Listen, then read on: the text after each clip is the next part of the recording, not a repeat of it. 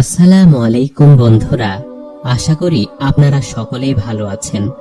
ভাগ্য নিয়ে যাদের দ্বিধাদ্বন্দ্ব আছে, আশা করি তাদের সংশয় এই ভিডিওটা দেখার পরে দূর হয়ে যাবে ইনশাআল্লাহ। প্রথম প্রশ্ন, জন্ম, মৃত্যু, বিয়ে এগুলো কি পূর্ব নির্ধারিত নাকি দোয়ার দ্বারা পরিবর্তন করা যায়?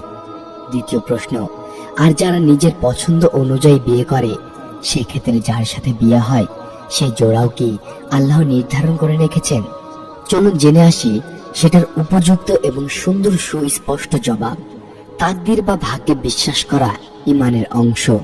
আল্লাহ এই ভাগ্য পূর্বেই নির্ধারিত করে রেখেছেন। আধুনিক যুগে অনেকেই ভাগ্য বিশ্বাস করেন না। তারা মনে করেন চেষ্টা ও অধ্যবসায় দ্বারা ভাগ্য পরিবর্তন করা যায়। আর ইসলাম আমাদেরকে তকদিরের উপর পূর্ণ বিশ্বাস রাখতে বলেছে। এখন প্রশ্ন থেকে যায়, ভাগ্য যদি পরিবর্তন করা না যায় তাহলে এত খাটাখাটনি করে লাভ কি? এর চেয়ে চুপ করে বসে থাকলেই তো হয়।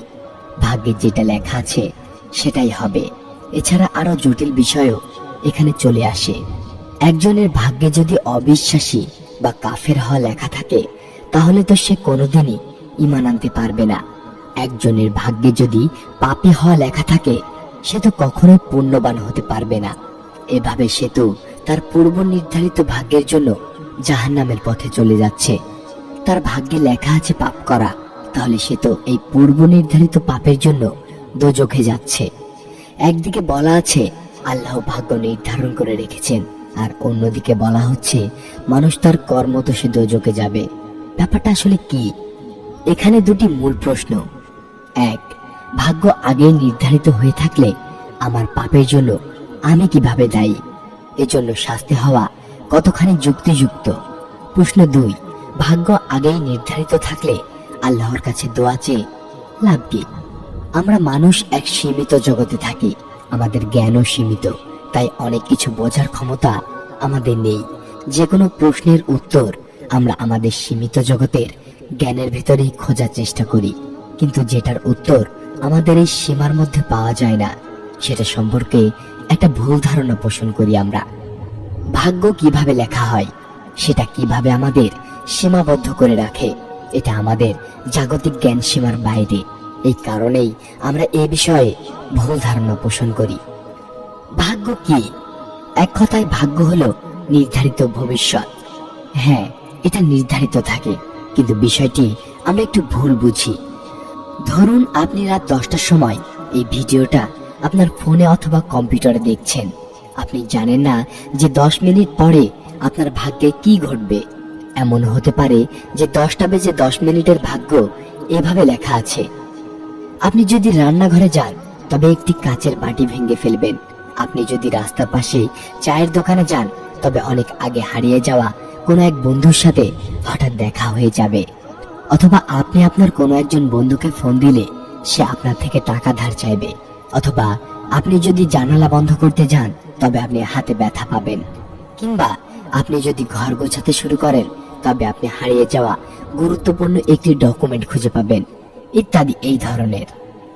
আপনি যেটা করবেন বা বেছে নেবেন সেটার ফলাফল নির্ধারিত, কিন্তু আপনি কোনটা করবেন সেটা সম্পূর্ণ আপনার ইচ্ছার উপর নির্ভরশীল।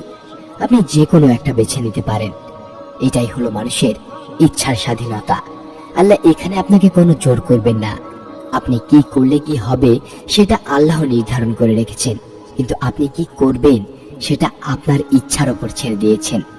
তবে এখানে একটা কথা রয়ে যায়, আল্লাহ সর্বজ্ঞানী এবং তিনি ভবিষ্যৎ জানেন, এবং তিনি এটাও খুব ভালো করে জানেন যে আপনি কোনটা চুজ করবেন বা আপনি কোনটা বেছে নেবেন এবং তার পরিণতি হিসেবে আপনি কোথায় যাবেন। অতএব ভাগ্য বলতে আমরা যে ভবিষ্যৎ বুঝে থাকি সেটা অবশ্যই পূর্ব নির্ধারিত, কিন্তু পূর্ব নির্ধারিত অনেক ভবিষ্যতের মধ্যে একটি আমরা নিজেরাই বেছে নেই। আমরা নিজেরাই যখন বেছে নিচ্ছি তখন এর দোষ, গুণ, প্রাপ্তি, ক্ষতি সবই আমাদের। এর দায়বদ্ধতা সম্পূর্ণ আমাদেরই।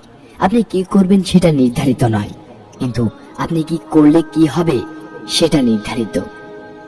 ভাগ্য আগে নির্ধারিত থাকলেও আল্লাহ আমাদের দোয়া কবুল করে ভাগ্য পরিবর্তন করেন। আপনি আল্লাহর কাছে কোনো কিছু চাইলেন, আল্লাহ সর্বশক্তিমান সেটা আপনাকে অবশ্যই দিবেন। সেটা যদি আল্লাহ আপনাকে না দেন, তবে তার দুটি মূল কারণ থাকতে পারে। প্রথম কারণ হলো আপনার চাওয়াটা ঠিক মতন হয়নি, চাওয়াটা দায় ছাড়া গোছের মতো হয়েছে। দ্বিতীয় কারণ হলো সেই জিনিসটা আপনার জন্য সুফল নয়, বরং দুর্ভোগ বয়ে আনবে। তা না হলে আল্লাহর প্রতি সম্পূর্ণ বিশ্বাস স্থাপন করে কোনো কিছু চাইলে আল্লাহ সেটা অবশ্যই দিবেন। হাসরের ময়দানে সেই বিচারের সময় দোজখ থেকে বাঁচতে অনেকেই আল্লাহর বিরুদ্ধে মিথ্যাচার করবে, কিন্তু এসব মিথ্যাচার অভিযোগ তো মিথ্যাই। কিন্তু কেউ যদি অভিযোগ করে, হে আল্লাহ, আমি অমুক দিন তোমার কাছে অমুক জিনিস চেয়েছিলাম, তুমি আমাকে সেটা দাওনি, এটা কিন্তু সত্যি অভিযোগ। সর্বশক্তিমান আল্লাহর সামনে দাঁড়িয়ে এমন সত্য অভিযোগ কেউ করতেই পারবে না, কারণ কেউ যদি কোনো সত্য অভিযোগ করতে পারে তাহলে তো ওনার ভুল বা ব্যর্থতা দেখানো হলো। নাউজুবিল্লাহ। তবে তিনি কেমন উপাস্য, কেমন রব, কেমন সর্বশক্তিমান, এই নিয়ে তো প্রশ্ন উঠবে। কাজেই যারা আল্লাহর কাছে কোনো কিছু চেয়ে দুনিয়াতে পায়নি, তারা হাসরের ময়দানে ওই দোয়ার জন্য এত বেশি পুরস্কার পাবে যে তখন সে বলবে, হায়, দুনিয়াতে যদি আমার কোনো দোয়াই কবুল না হতো তবে আরো কতই না পুরস্কার পেতাম। দোয়া এমন একটা জিনিস, আল্লাহর কাছে বান্দার এমন একটা চাওয়া, এটা কখনো বিফলে যায় না। আল্লাহ কিছু এই দুনিয়াতেই দেন, আবার কিছু পরকালে দেবার জন্য জমিয়ে রাখেন, কিন্তু তিনি দিবেনই। বান্দা চেয়েছে আর আল্লাহ দেননি বা দিবেন না, এমন কখনো হবে না।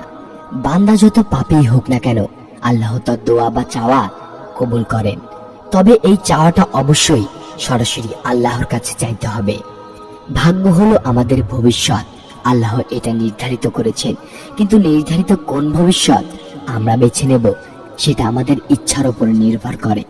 আল্লাহ এখানে আমাদের স্বাধীনতা দিয়েছেন, কাজেই এই বেছে নেওয়ার দায়বদ্ধতা বা লাভ ক্ষতি একান্তই আমার।